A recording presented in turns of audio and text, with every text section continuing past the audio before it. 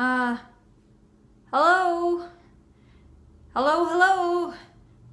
I want to recommend a game, and what's kind of strange is I've never actually played the game, but I want to recommend it to you today, and that is Five Nights at Freddy's and Five Nights at Freddy's 2. I haven't played the games because the stress management mechanic to the gameplay is not good for my chronic migraine condition. I'm easily set off by getting too stressed out, sort of the high blood pressure, tension kind of situation. And I just can't play games that really get my heart too revved up and too intense and stuff like that. Yet at the same time, I've become a humongous fan of this game that I probably shouldn't play because the story is absolutely amazing. I bought it for a relative to play, so I wouldn't feel so guilty watching all the playthroughs. But I first got introduced to it by watching Markiplier's playthrough of Five Nights at Freddy's and Five Nights at Freddy's 2 and his insane runs through the extra modes. Basically, the reason why I would like to recommend this is that Five Nights at Freddy's is a game that tells its story completely through your gameplay experience. And it doesn't interrupt you with story moments like cutscenes and things along those lines. Everything that you learn about the game and the mystery surrounding the game is while you are playing the game. And it's about looking at the backgrounds, the environments, trying to pick up on any kind of symbolism going on. And that's something that I think has largely been lost. I don't know if it was ever there super much to begin with, but I feel like it's something that is rarely found in games today. Video games are an interactive experience, and you can do so much by having people play through your world rather than simply watch your world. And it is just this amazing, simple game that is built on very tentative, shaky sort of resources. It was developed and made all by one person. The first and the second game, one guy made it. And it doesn't show. It doesn't come off as a one-man project.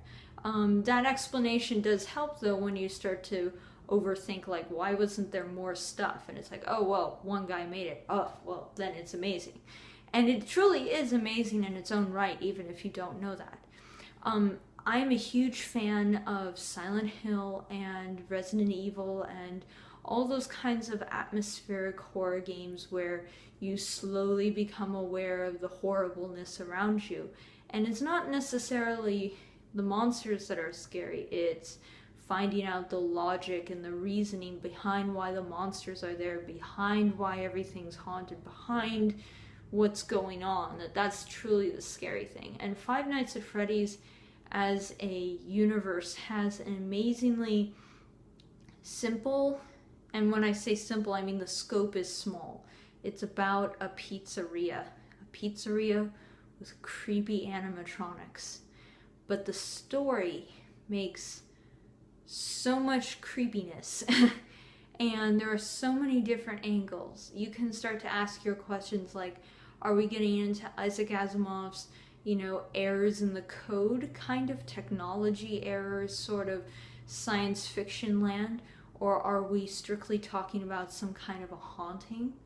And your mind will just be kind of churning the whole time you play, and it adds to the game experience because the story is there, the puzzle pieces are littered everywhere that you look, but nobody is putting it together for you. It's just kind of left for you to figure out. And so I highly recommend it. And I don't mean to cut this short, but I feel like I could ramble on and on and on about this game.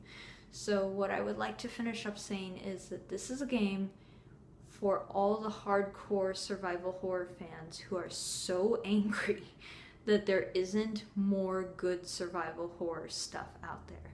If you like The Dark Descent, if you know the reason why Pyramid Head is Pyramid Head, if you really, really feel bad about the fact that Heather is so screwed, I think you will like this game. And I highly recommend it. And I want to thank Markiplier and other Let's Players for having gone through and slogged through the trenches.